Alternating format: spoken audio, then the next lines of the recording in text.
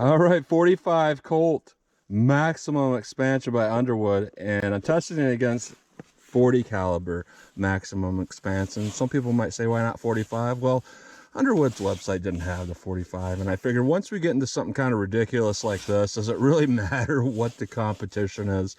Honestly. But what we're looking at here, this is a very interesting round of ammunition here. Maximum expansion. This cartridge is a 45 Colt and is so long that it will not fit in a standard 45 Colt revolver. So do not buy this for your single action armies and stuff like that. Basically, it only chambers in the Smith & Wesson Governor, Taurus Judge, and I believe it'll chamber in a Smith & Wesson 460 Magnum. But it is supposed to expand massively. And it's designed for something like this to, you know, get appropriate powder burn and everything like that. Because we've had some issues with this Governor getting a good round. And you have a lot of room in that cylinder to put a big, giant, expanding bullet out there. So it is a 220 grain rated at 900 feet per second. I don't know what barrel length they use to get that. And our 40 is a 140 grain rated at 1050 feet per second. So not particularly powerful as far as its rating goes with this. That's not too bad. It's about like a 45 auto in terms of power. So I'm going to use my Smith & Wesson Governor with the 2 3/4 inch barrel. Generally, it's, you know, because the cylinder is so long, it's generally kind of like having a 3 or a 4 inch revolver. And the 40, I'm going to use my 5 inch MNP. So we're going to go through the chronograph, see what kind of velocity and accuracy we get at the same time. And then I'm going to do my standard 10% clear ballistics gel test, where we have our 4 layers of denim followed by 3 inches of clear ballistics to represent hitting a pectoral muscle, followed by a 1/4 inch medium density fiberboard to represent hitting like ribs or sternum, and into more clear ballistics.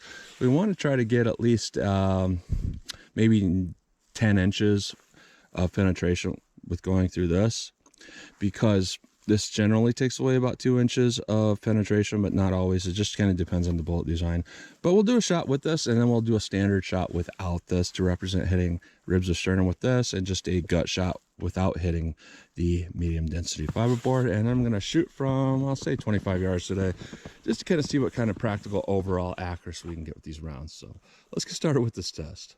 All right, first up we have our 40 Smith & Wesson. I put some black marker on these because they're solid copper. Sometimes the chronograph has some issues with that, for whatever reason that might be. I believe we're rated at 1040 feet per second, which is not particularly fast of a rating, but let's see how fast we get in my 5 inch Smith & Wesson MMP here.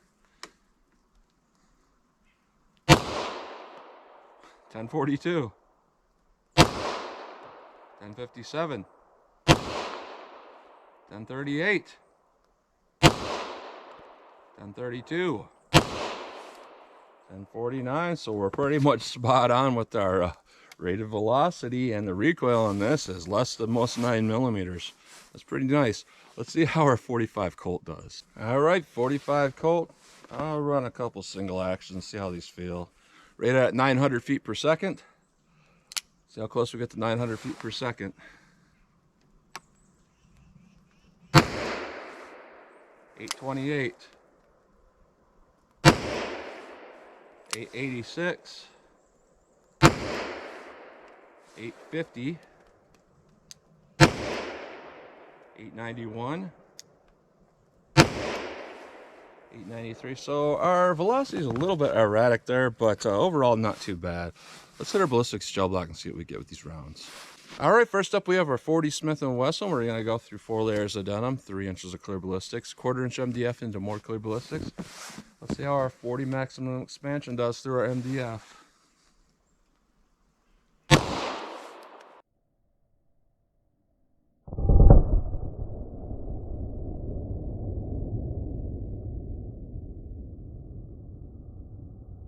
And to be honest, I kind of expected that with that kind of low power, low bullet weight and all of that. We're only looking at about maybe 6 1/4 inches total damage path after going through the MDF here. And we could definitely see in that first 3 inches, there's no doubt it opened up in that first 3 inches and really chewed this up. So let's do it without the MDF and see how it compares. All right, no MDF, just our gut shot.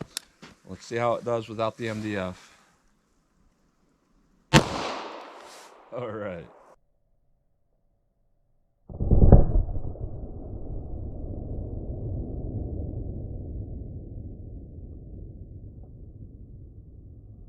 And that's a lot of damage. However, our damage path only goes to about 9.25 inches, something like that.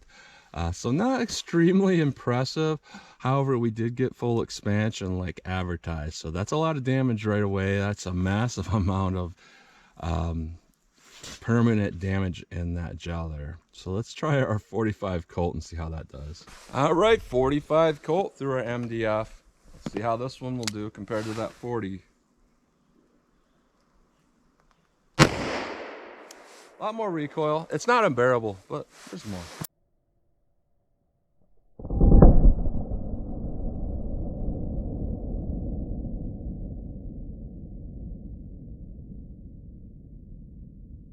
And that is some nasty damage going on there. There's all kinds of MDF, and it's hard to tell from this angle, but we definitely got some serious petals expanding out. The size of that hole is just incredible.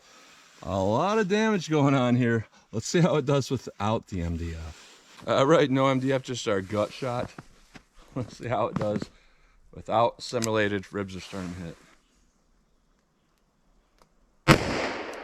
All right.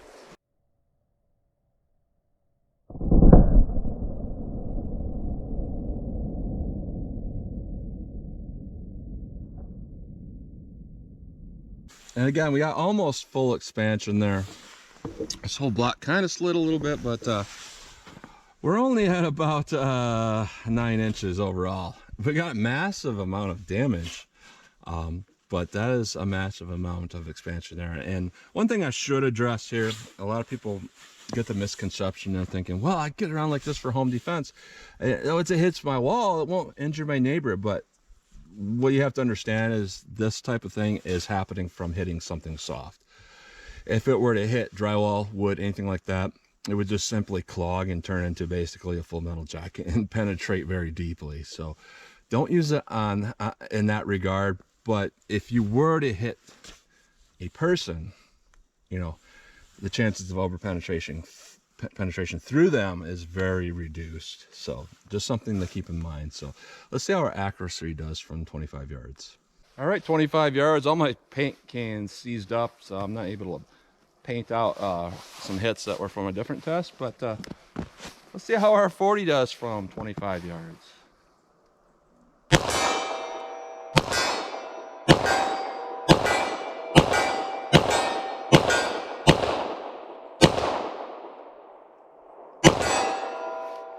Going a little bit too fast, missed a couple rounds there.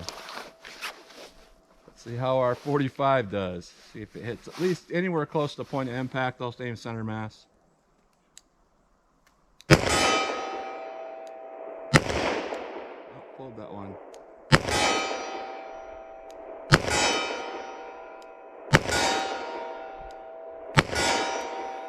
All right, not overall too bad. So my assessment of this ammunition is some fun stuff, and there might be some limited applications for this. None of this is going to meet any FBI protocol for testing, absolutely not, but that doesn't mean it wouldn't be good. Now if you were to make a side shot against an attacker, it's probably not going to get into the thoracic cavity. Might blow half their arm off though. So I suppose it might be around for somebody that's maybe concerned about lethality, because I think this would be a serious stopper even if it didn't, you know, get as deep as it needed to get. So it's kind of gimmicky, kind of not. It's kind of hard to assess that. All I can say is it's not meeting the FBI protocol, and it's not really designed to. It's designed just to be a massive expansion for whatever purpose you might need that for. So take it for what it is. I can't give you much more opinion on it than that. So as always, comment, share, and like, and thanks for watching.